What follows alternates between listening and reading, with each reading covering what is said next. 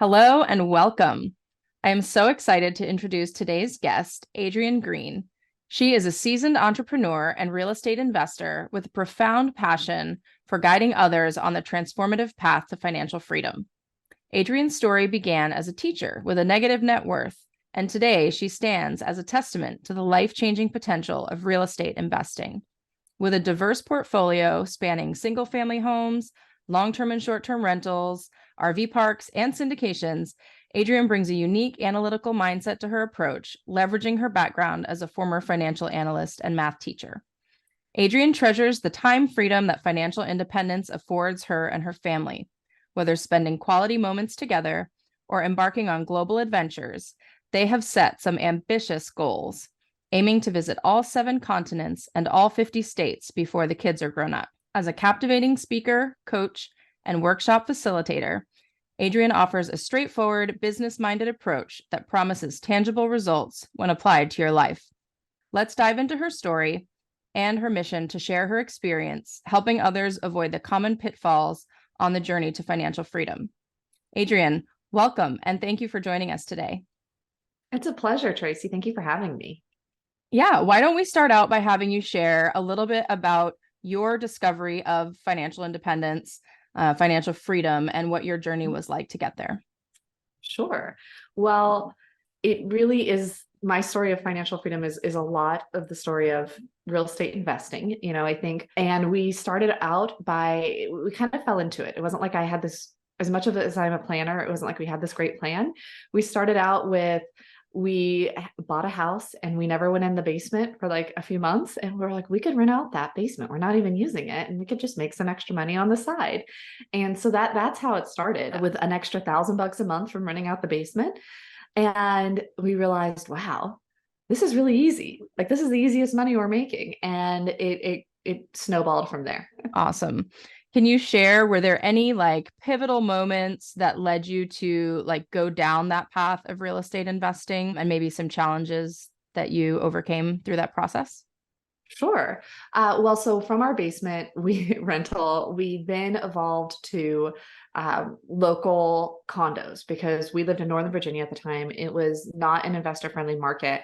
And yet we found that there was this niche of condos where they were relatively affordable because they were condos instead of a townhouse or a single family home. And they didn't have super high condo or HOA fees. And they got a lot in rent.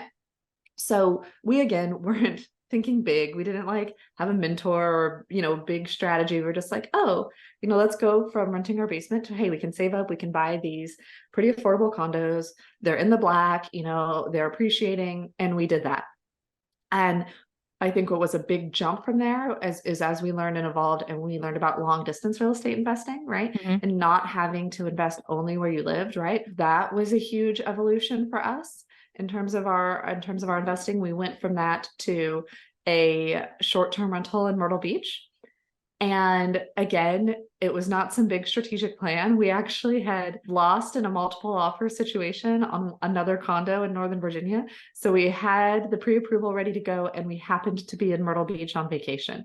And so I was like, let me look, because we've looked at other beach properties before. And I was like, I wonder if the returns are good here. Pulled it up and I was like, price points were good, returns were good. And we toured a place and made an offer that weekend. And that was, I think, like our second time ever to Myrtle Beach. We had no big connections there, but that was a big jump, was realizing the power of long distance investing, and not just investing in your own backyard, really going wherever the market is good. And then I think the next big jump was really leverage, right? Thinking about how we can leverage, and not like, because when we bought those condos, and our basement to our condos, we were self-managing.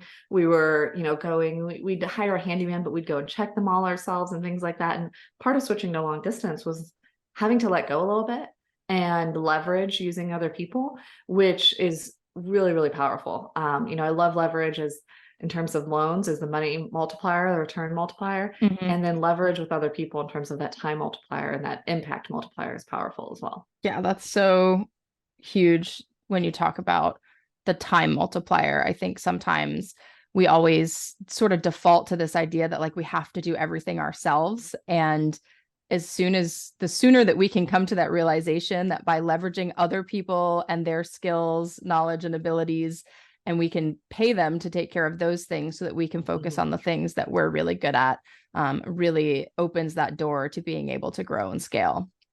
Right. Yeah. I mean, I just think about like 80-20 principle and what's my top 20% and how can I hand off or minimize my bottom 80% so I can spend as much time in my top 20% as possible.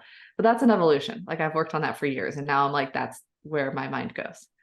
Yeah, I think your story is so cool too, because, like you said, even though you're traditionally kind of a planner, like you didn't start out with this huge strategic, 5-year, 10-year plan for your real estate portfolio. It was just sort of like, okay, like what can we do right now?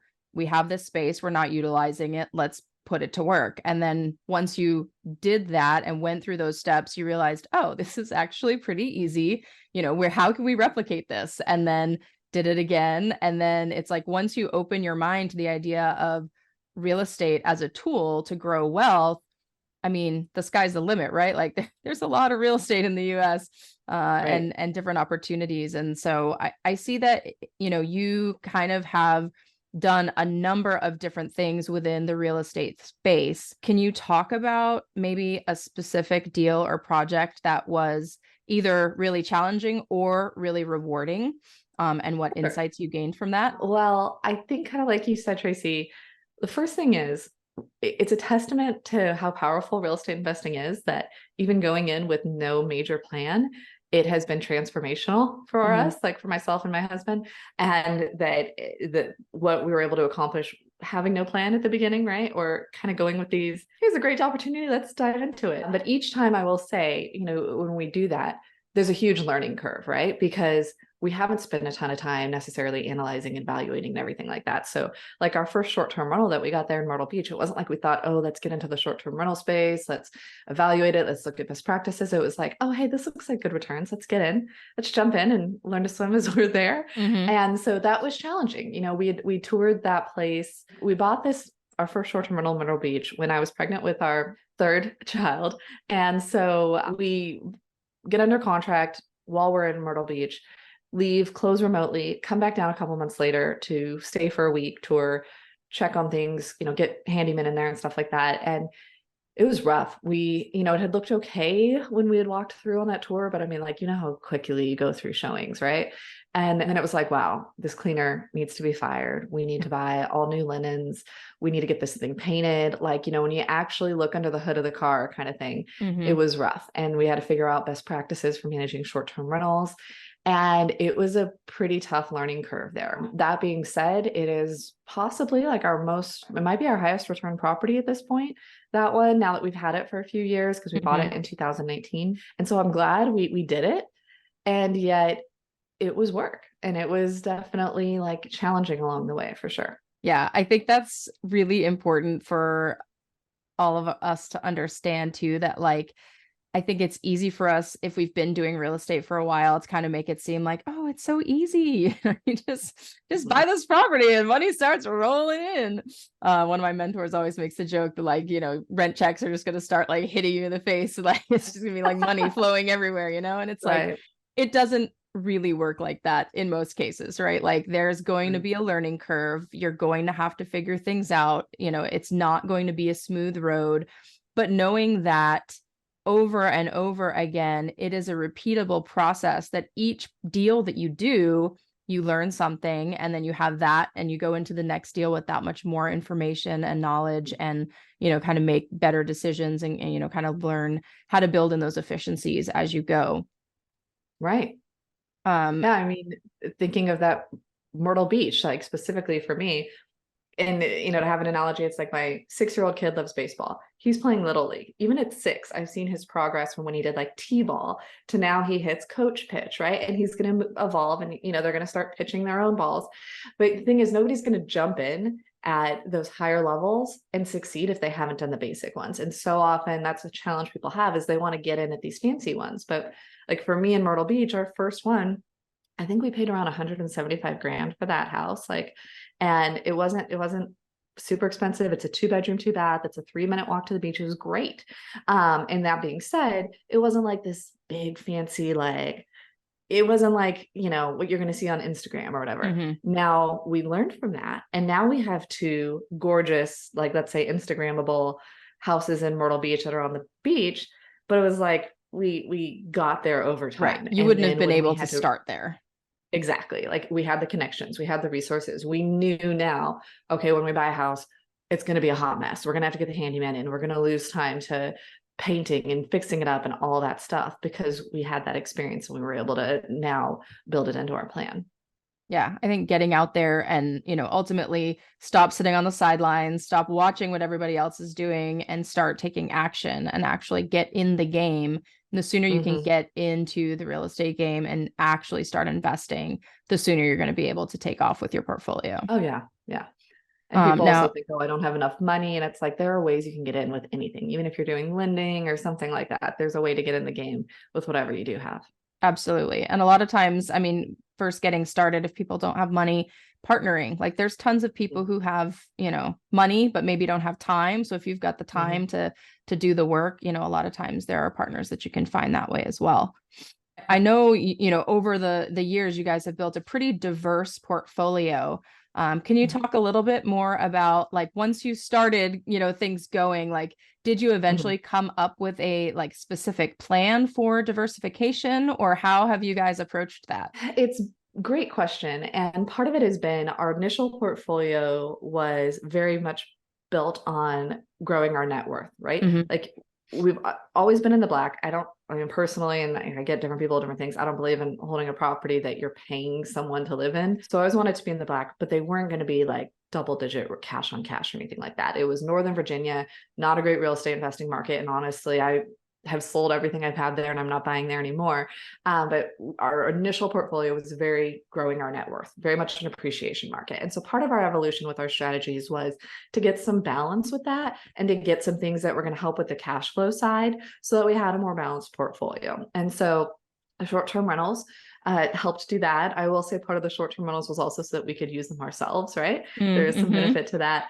And then going into the RV parks was again some diversification and something that was a little more cash flow focused. Now I will say also it wasn't some big strategic plan. My husband saw a RV park for sale on Facebook Marketplace, and that was how we got into it. But now we're really happy we did. And honestly, our paths are set up that way for a reason. That initial Facebook Marketplace based start of that purchase made us learn a lot about RV parks, where now we've invested in a couple RV park syndications and we feel really comfortable with that asset class because of this first somewhat happenstance investment into it. Awesome. I love that you mentioned Facebook Marketplace because I think it's just another one of those things to kind of throw out there and encourage folks to sort of have an open mind and think outside the box a little bit when you're looking for deals. And, I think the default, especially when people are first starting out, is to, go to the MLS, go look at realtor.com and Zillow.com and like look in your neighborhood and see what's available. But like, there are so many other places where people are listing potential properties. And especially if you're looking to find something that's off market, where a lot of times you can negotiate better terms, there's a lot of places out there. Facebook Marketplace is just one of them. But I think it's so great to highlight that, there's a lot of interesting places where you can find good leads. And I love that you guys found it on there. That's awesome. Yeah. Can you talk a little bit about, your background was you started out as a math teacher and you worked as a financial analyst. How has having that kind of analytical background influenced your approach to real estate investing? It has great question again, and it has been huge. And I have found so, I graduated college with a finance degree. I worked in finance as an analyst, hated sitting at a desk all day, at a computer all day, I should say. So decided to become a math teacher and did that. And then through our real estate investing, actually became a real estate agent. And so I see and worked with a lot of investors as an agent. And so many of them are very analytical, right? They're coming from engineering, medicine, some very analytical fields, because I think they're able to, when you're analytical, you're able to overcome the emotion, the fear.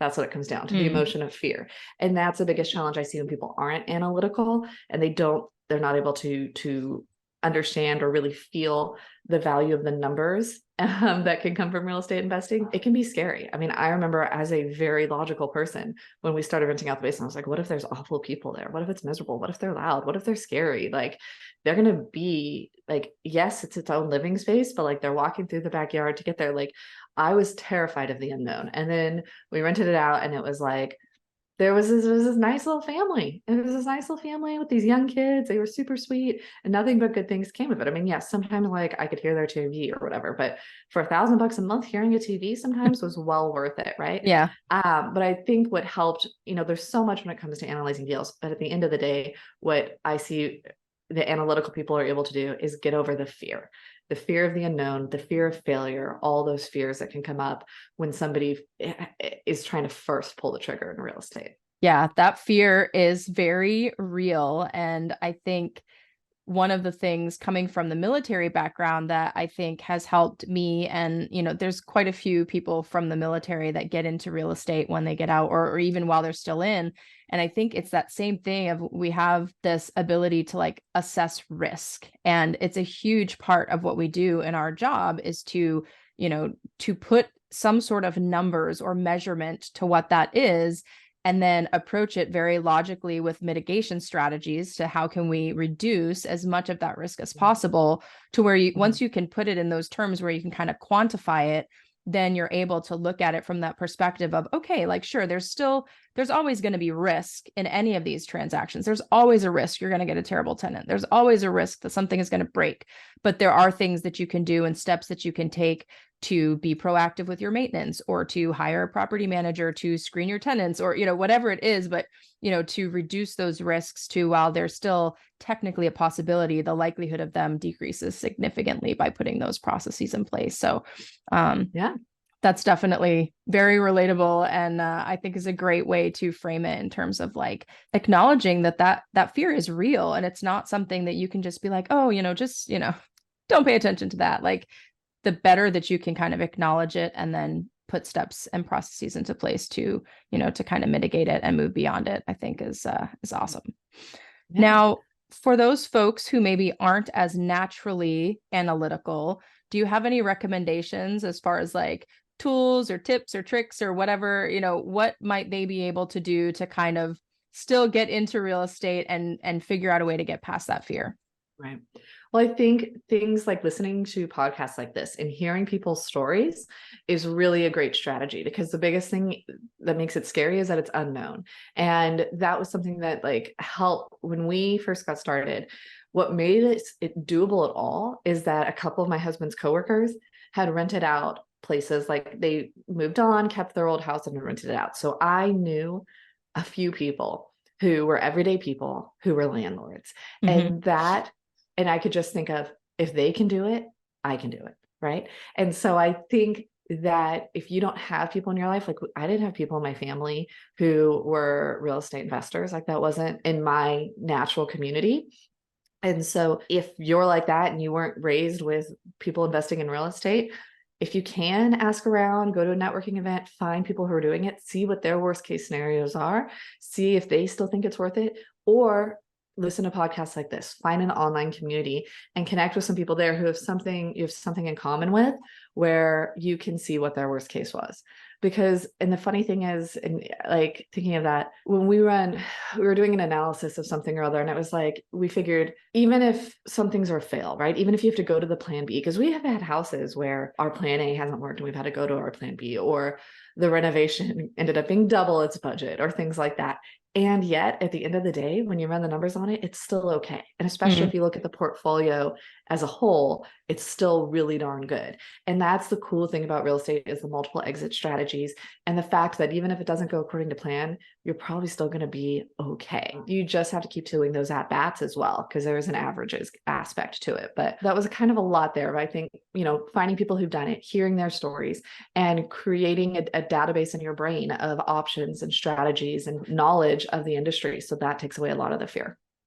Yeah, that's such great advice. I think the more that we can build our network of other people who are, in our sphere of influence, who are doing the things already that we want to do, there's a lot that we can learn just from their experience and, potentially avoid making some of the same mistakes that maybe they've made, but through sharing their stories, they, are able to help us see, different ways to approach things, or even just thinking outside the box. I was talking to a friend the other day about this fourplex that we just purchased and, strategizing about a few different things. And he brought up this idea that was like such a duh moment. Like as soon as he said it, I was like, why didn't I think about that? Like, obviously, right. I know that's a viable path forward, but like for some reason, it just wasn't on my radar, like at the forefront of my mind.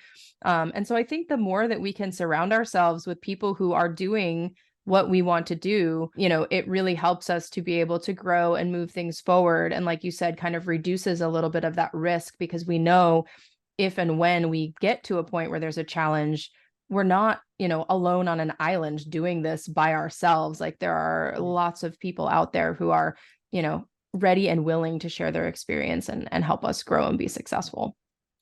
Definitely. Yeah. So I know we're talking about a little bit about fear. And right now in the current market, there is quite a bit of fear from a lot of people, just of the unknowns that are out there with, what's going on with the market, what's happening with interest rates, all that sort of stuff. Can you share a little bit about your perspective on the current market and maybe what trends or opportunities you see for investors coming in the future? Sure. Well, I think overall, my philosophy is always, it's a great time to buy the right piece of real estate, right? And it is more difficult to make things cash flow right now with interest rates where they are. That being said, the nice thing about having real estate is that when inflation was going crazy, well, what's going to go up with inflation, right? Property values and rent. And so what I liked is that instead of my cash just sitting somewhere, devaluing, my cash was invested in real estate. So its value was growing and my cash flow is also growing as rents will appreciate with that inflation. So I think that's one thing to keep in mind, is that, I know we're not in as inflationary of an environment now, but that was something where people could freak out. And yet for a real estate investor, that inflation was pretty good because your real estate is going up in value. I do think that it's tough to say, but you've got to have those people who are finding those tough to find deals right now, right? They're still distressed sellers. So like the latest couple of things that we've done is kind of like you were saying before, for those people who don't have money but have hustle, they can partner. We have been able to find some guys who are hustlers, young and hustling, and they've got the time, and they found, one of them, one of the latest deals was calling expireds. They were calling expireds, and they got this RV park in New Orleans, and they got it for a killer deal. Like, I'm super impressed with them. And it's like, we're coming in as the lender on it and getting good returns from that. And they're getting great money as well. So I think that it is more difficult, right? It is no longer like shooting fish in a barrel. But that was atypical. And everybody could easily be a real estate investor for, let's say, 2020, 2021, and the first half of 2022. And so people who got in it then, you got in it when it was easy. It was like staying skinny when you're 20. It was just a little easier than it is later, most of the time. Yeah. Okay. And so I think that's the biggest thing to keep in mind, that we're entering more of a normal market, and yes, things are going to be more difficult. And yet that doesn't mean it's not worth doing. Yeah, that's such a great highlight of, finding those people who are good partners that you can, if they've got the hustle and they've got the time, you've got the money to be able to back the deal, how can we work together to get this done? And there are definitely, like you said, given the inflationary market, there are definitely some homeowners that, were not prepared for their insurance rates to go up and for their property taxes to go up. And I know here in Texas, like that's been a big thing over the last couple of years, is property taxes have gone up considerably. And so finding those sellers and finding a way to create a win-win where we can help them out of their distressed situation, but it also produces a great, cash flowing or appreciating real estate asset for the future. Yeah. I love that. I think the blessing and the curse of real estate is, in one sense, that it is constantly evolving, right? So like now subject to deals are becoming a thing where 2020 through 2022, like subject to is like, I knew one person who'd done one deal ever, right?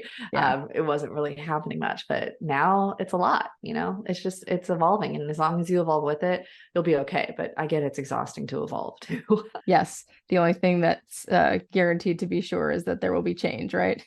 Change is the only constant.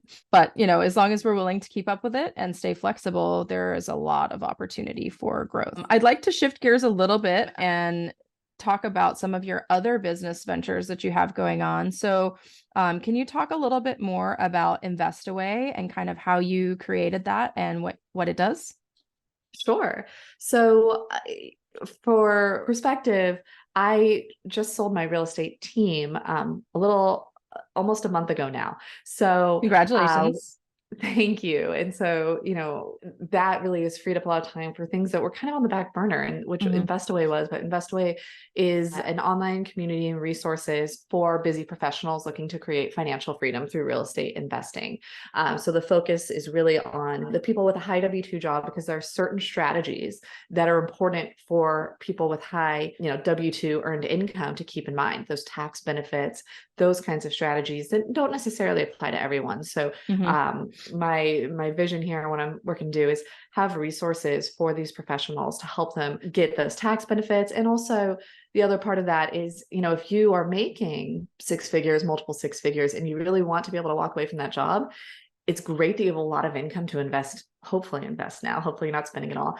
And on the flip side, if you really want that financial freedom, you got to make a lot of money from your real estate to make up for what you're getting from that W-2 job, right?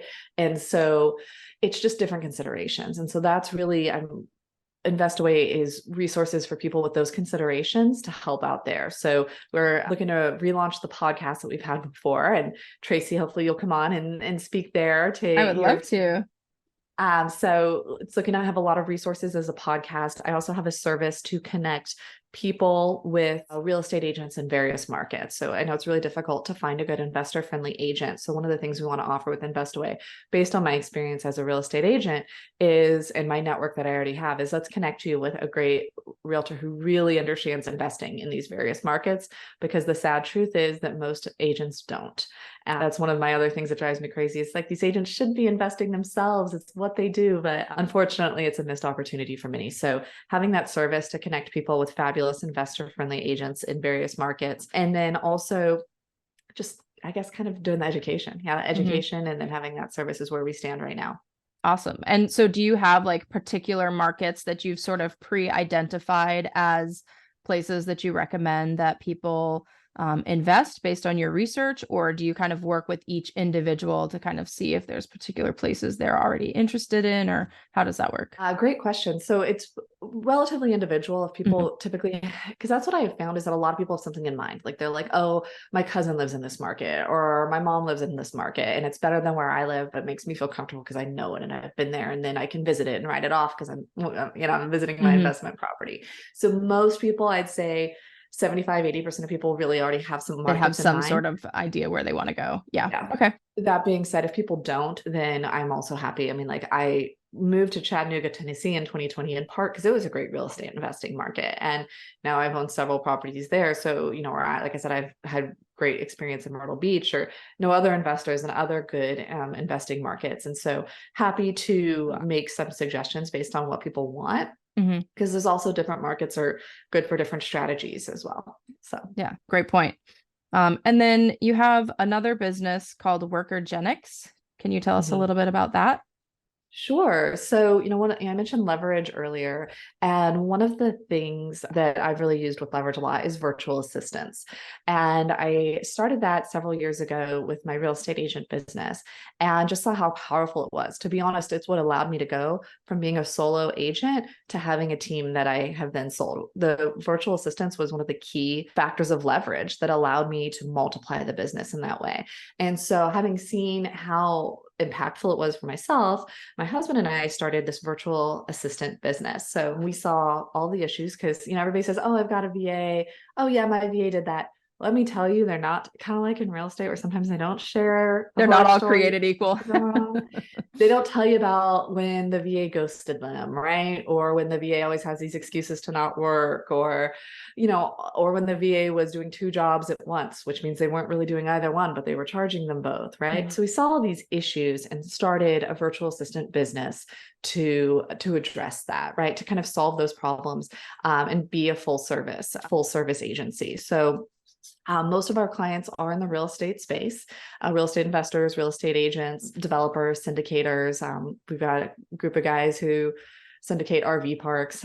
We have not the same ones we invest with. I'm just like, why haven't we invested with them? But, and they're able to use these virtual assistants to do deals, to do cold calling, to just find potential properties, to be executive assistants, to run their short-term rentals, right? Like our short-term rentals, we have 4 of them right now, and we have a virtual assistant who's answering those guest messages, who's handling the calls from the cleaners, who's coordinating when the handyman needs to go out, who's doing the reimbursement requests on Airbnb when there's damage. So there's a ton of potential for real estate investors and those in the real estate space to use virtual assistants to, again, spend their time in the top 20%.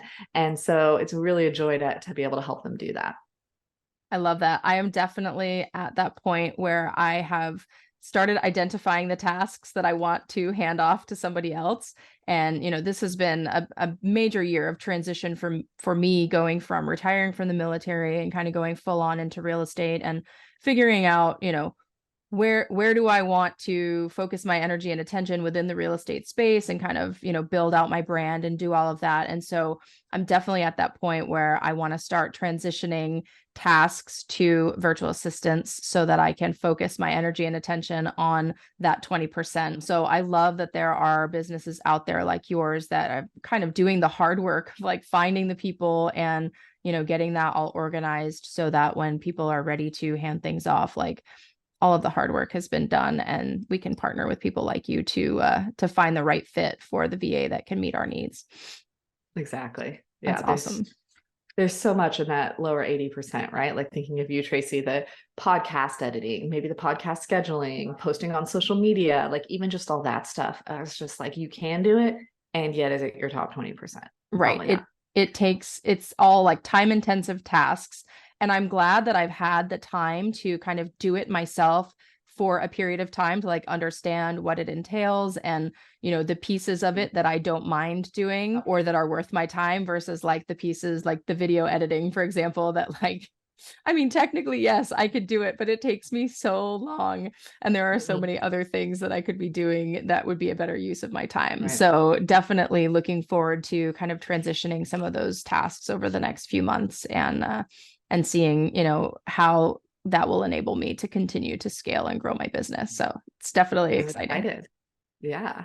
I look forward to seeing it. Okay, so achieving financial freedom often means gaining time freedom as well. Can you talk about how you balance all of your different roles as an entrepreneur and an investor and a coach and a mom? And, what Right. strategies do you use to kind of prioritize and manage your time? I love strategies and planning and optimizing. I'm like, let's talk about this for days. So, of course, we talked about the virtual assistants. That's huge, right? What does not need to be on my plate? What can someone else do for me? Like doing the short-term rental management, doing the video editing, all of that. That's huge. The next thing I would say, time blocking. I'm a huge, huge fan of time blocking. My Google Calendar can probably overwhelm some people because I've got all the things time blocked in there. I'm being efficient with that time, right? Trying to have bigger time blocks so that there's less transition time, stuff like that. So huge, huge fan of time blocking. That's another strategy that I find a lot of people are not utilizing that could make a huge difference. And then if I was going to have a third one, so we got virtual assistants, time blocking. And then if I was going to throw a third in there, it would be goal setting. And I specifically have a quarterly, with my team, I developed and used with all my agents, this quarterly goal setting platform that I now can actually present to others and I have as one of my things that I can speak about, or walk people through. But I feel very strongly in having quarterly goals, right? That you're going to do for 12 weeks and having them for different areas. So you've got a business goal, you've got a personal financial goal, you have like a personal goal, and maybe like, how you're going to better yourself kind of goal as well. And so really not having too many, right? Kind of being like, okay, there's 4 key areas of life. I'm going to have a goal in that. And then and how am I going to do that, right? You're going to have a few key actions that you're going to take every week that's going to work toward meeting that goal at the end of the quarter. And every week, because I'm so quantitative, you give yourself a score out of 10. Like, how much did you do that? So if you say you're going to go to the gym 5 times a week, you went 4 times, you get an 8 out of 10, right? You say you're going to do something for 2 hours, you did it for 1, you get a 5 out of 10. And that way it's very quantitative and you can see the progress you're making every week. And because you're filling in those scores every week, you can adjust quickly. That's, I think, a big mistake people make is they set a goal or something like that, and then they don't check in on it. And I'm like, you want to check in every week so that you can adjust and you can correct quickly to make sure you're staying on track. So that's something that I do, is have this quarterly plan, have these specific things, write in a number, and have the accountability where I have somebody that I tell my score to every week. So I don't skip it. And so if it's low, I'm saying, here's what I'm doing differently to make sure I do better next week. Well, I love that. I think most of us struggle with this idea of like goal setting. And I mean, especially, it's a very timely conversation as we're getting ready to go into the new year here. And, people always start the year with these, amazing aspirations for what they're going to do. They're going to get back in the gym. They're going to, it's always, those certain things. But then by the end of January, most of us have kind of fallen off the wagon in terms of like whatever it was that we said we were going to do. And I love this idea of like both the weekly check-in, but like specifically starting the week with, what am I going to accomplish this week that's aligned with those 12-week goals that I set? And I think having that 12-week timeline is so awesome, because I think it's easy when we have, a goal for this year, as soon as we fail, we don't quite execute the way that we had planned. It's like, this year's a loss. I'll have to try again next year. Throw it off and just keep on moving. But like with the 12 weeks, it's a much more like it feels more, manageable, because 12 weeks, that's only 3 months. Like, it goes by so quickly. And so having that smaller time period to focus on and actually tying your weekly efforts to those goals and then measuring it. I definitely have done some accountability groups where we're scoring and measuring things, but not doing like an overall score for the week. I think that's I like that idea. And then the question that you asked at the end, I think, is the most important, is like, okay, so maybe you didn't actually meet all of your goals for the week, but what are you going to do differently, or how are you going to change your behavior to try to meet it the following week? And I think historically I have found myself just being like, oh, like, I wanted to do that 7 days a week. I only hit 4 this week, but I feel pretty good about that. So, okay, I'm just going to try harder next week, but like not really asking myself, digging a little deeper to say, well, why did I only get to 4 days? Like, what happened on the other 3 days that prevented me from getting my workout done or doing my, miracle morning routine? That's one of the ones that I'm currently working on, that I really want to do it every day, but I seem to only be able to do 3 or 4 times a week. And there's always a couple of days where it just doesn't happen. But I haven't really asked myself the question that way, in terms of like, what am I actually going to change in an effort to get to my goal? So I think that's really, really good. I appreciate you sharing that with us. For sure. And maybe sometimes it doesn't need to happen 7 days a week. Like, I do morning journaling, like the miracle morning, and I'm good with 5 days a week. If it doesn't happen on the weekends, especially while we have young children like you and I do, I'm like, that 5 days a week is great. Yeah, that's a good point too. Like, sometimes maybe our goals are a little bigger than they need to be to meet the needs of what we're trying to accomplish with them. I want to talk about family a little bit. I know that you have this very ambitious travel goal, set all 7 continents and all 50 states before your kids grow up. And I love that. We love to travel as well. So I love talking about this kind of stuff. But can you share a little bit more about like, how has financial independence enhanced your ability to have these kinds of goals as a family? And maybe share an experience or two that you've enjoyed so far together? Sure. So to give you a framework, whatever, we decided this about a year and a half ago. And I decided we were going to start tracking where we went. And for the states, they were only going to count if we went after I decided to start tracking, because my youngest was he's only 3.5 now. He was like 2 then. And I was like, Mm-hmm. I'm really not going to count anything before he's 2 because he won't remember it anyway. So we started tracking it then, and we got one of those little scratch off maps that we have on the wall, and we like scratch off the states as we go to them. The kids love that. And it's really a testament, I think, like our experience here to what, when you put your mind on something, how quickly you can make significant progress when you really are laser focused on like, this is our goal, right? And so in that year and a half, I think we're probably between like 15, 17 states so far.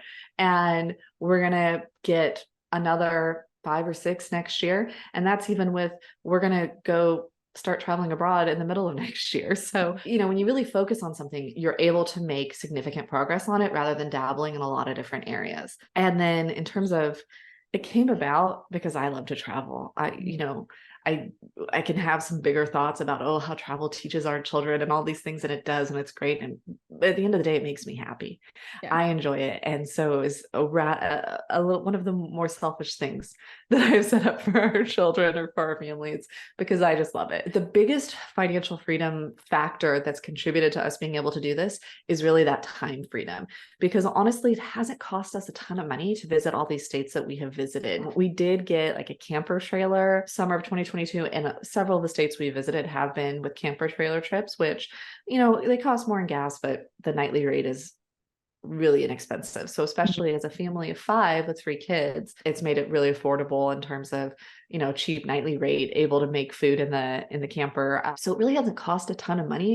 And I think there are a lot of other ways that people can travel for really inexpensive fee. Another thing we've done is related to real estate investing is we have a couple of our short-term rentals on a home exchange website. And so people will stay there in, the shoulder season or the off season, and we get points, and then we can use the points to then go do a home exchange at someone else's house.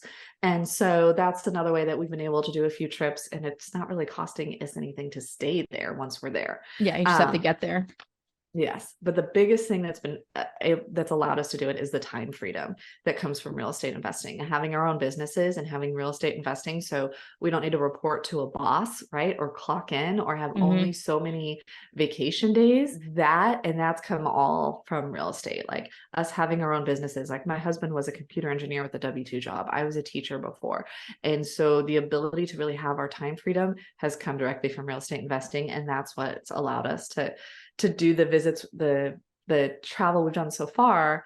And then, as I was telling you before, Tracy, starting in the middle of next year, we're going to go spend a year abroad. So, and that's something where we're able to work remotely and everything because we have our own businesses. That's amazing. Can you tell us a little bit more about your plans for your travel abroad and just kind of like what's coming in the near future for you? Right. So starting in next June, we're going to go spend a year abroad. We have decided we're going to go to Colombia first because it's supposed to be beautiful. And we really want their children to be bilingual with Spanish. So we're going to do Colombia. We're going to do some time in Mexico. Think about Mexico because of BPCon being in Cancun. Honestly, we're like, hey, let's just go there and stay in Mexico. And then we already had plans to be in Hawaii for Christmas. So then we're going to go over the Pacific and probably do New Zealand, Australia, Southeast Asia. My daughter loves Japan. And so we'll probably hit Japan and head back. And, there's so many beautiful places in the world. I'm like, we could probably travel for several years straight and never get tired of them all. And so it was just one of those things of, we want to do slow travel wherever we go. We want to stay for a while, really get a taste of the culture and let the kids kind of get to know the space as well as ourselves. So I just think it's great to have the opportunity to visit different places and see how different people live and make connections and expand our minds and our experiences there. Yeah, that's fantastic. I'm super excited for you.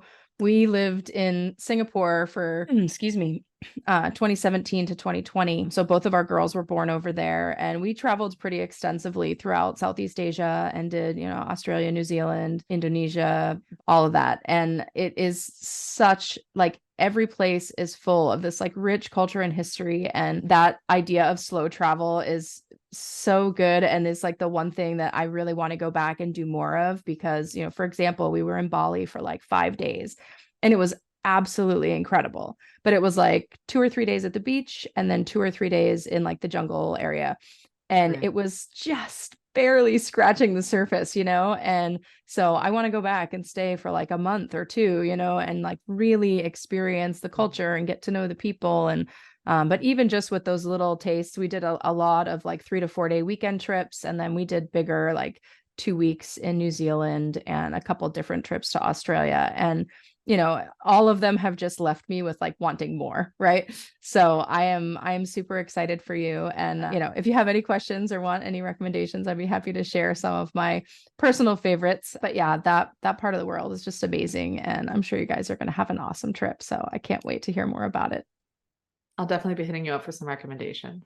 Awesome. Thank you for sharing your story with us today. You've given us some really incredible insights and strategies that we can take action on today and apply in our own lives and unlock the doors of financial freedom through real estate investing. What is the best way for our guests to connect with you if they'd like to continue following your story? Great question. So I love Instagram because I feel like so many real estate investing related things are on there to learn from. And like I learn from Instagram, which is funny to say, but on Instagram, you can follow me at A Real Green. Super simple, A Real Green. I'd love to have you follow along there. You can also check out my website. It has links to everything. It's adriennegreen.com. That's ADRIENNEGREEN.com. Awesome. Thank you again, Adrienne, for joining us and for sharing your wisdom with us today. And we'll also provide links in the show notes for your information. And thank you to our wonderful listeners for tuning in to this episode and being a part of this community. If you found value in this episode, please hit that subscribe button and leave us a review. Until next time, remember that your path to financial freedom and the life of your dreams might be closer than you think. Take that first step and explore your possibilities. Stay tuned for more insightful episodes. And again, thanks for listening.